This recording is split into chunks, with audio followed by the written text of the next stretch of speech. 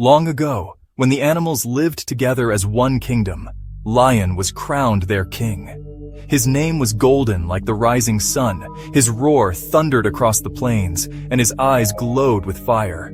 Wherever he walked, silence fell. The animals must have trembled before him. They did, but fear is not the same as respect. One day, Antelope bowed low and said, "Great king, we too have families to feed.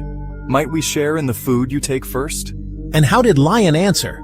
He roared so loudly that the ground shook. "Do you dare question the king of beasts?" he growled. Antelope fled, his heart pounding. The other animals lowered their heads, but in their hearts bitterness grew. So already resentment was rising. Yes, the animals obeyed, but whispers spread. Even the smallest creatures, the hare, the birds, the squirrel, began to ask, "Does this king care for us, or only for himself?" Did no one speak to Lion to warn him of his ways? There was one, the wise tortoise, slow of step, but deep in thought. He came before Lion and said, "Great king, strength alone cannot hold a crown. Fear may silence tongues, but it cannot win hearts. One day, if you do not change, the animals may rise against you." And did Lion listen? He laughed, a laugh so deep it shook the trees. "Who among them dares challenge me? Am I not the strongest? Am I not the fiercest?" Pride blinded him. Yes, pride heavier than a crown sat upon his head. Then came the great drought. The sun blazed without mercy. Rivers dried to dust, grass shriveled, and the earth cracked open. Thirst clawed at every throat. What did the animals do? They turned to their king for guidance. But when they came to Lion begging for water, he claimed the last watering hole for himself and his pride. He denied them, even the young and the weak? O king, let the little ones drink first. The water is mine, I am king. I drink first, always.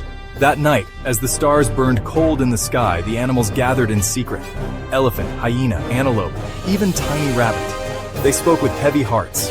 Why follow a king who cares only for himself? Perhaps it is time for a new ruler. Shaking. That must have broken their hope. It did. Slowly, he lowered his head. A king without compassion is no king at all. One moonless night, while Lion slept beside the water, the animals acted. They blocked the paths to the watering hole. When Lion awoke, weak with thirst, he tried to drink, but the way was closed. What did he do? He roared, shaking the night, "Who dares stand against me?" But this time, no one fled. "You are strong, Lion, but your strength has given us fear, not love. Without your crown, you are just another beast." And the others? One by one, they turned their backs. Zebra, antelope, monkey, even hyena, who laughed with cruel delight. The mighty lion, once feared by all, stood alone. For the first time in his life, he felt small. That must have crushed him. His mane, once golden, seemed heavy with shame. His roar, once thunderous, echoed empty into the night. Banished, Lion wandered alone, his pride shattered. Only through loss can one learn the true weight of leadership. Distant growls of wild dogs, cries of smaller animals.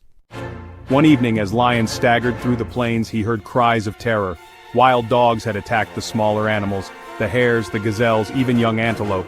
They had no strength to fight. And what did Lion do? Though weak, though thirsty, he stood tall once more. With the last of his strength, he charged into the fray. His roar, though cracked and weary, split the sky. His claws struck, his teeth flashed, and the wild dogs scattered into the night. He fought for those who had abandoned him? Yes, not for power, not for glory, but because in that moment he understood what it meant to be a true king. And what became of him after the battle? Exhausted, Lion collapsed, ready for death, but then the animals gathered around him. Elephant lifted him gently with his great trunk. Antelope brought water to his mouth. Even hyena, ashamed, licked his wounds. They forgave him. They saw his heart.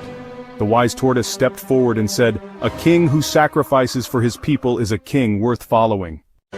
And so Lion became king again, but a different kind of king. Yes, his roar still shook the earth, but now it gave comfort instead of fear. His eyes, once proud, now carried wisdom, and his crown, once heavy with pride, grew light with humility. A true king is not the one who rules with power, but the one who serves with love. Exactly. Remember this, my friend. True strength is not in how loudly you roar, but in how deeply you care. A powerful lesson indeed. Until next time, keep the wisdom of the ancestors close. Good night.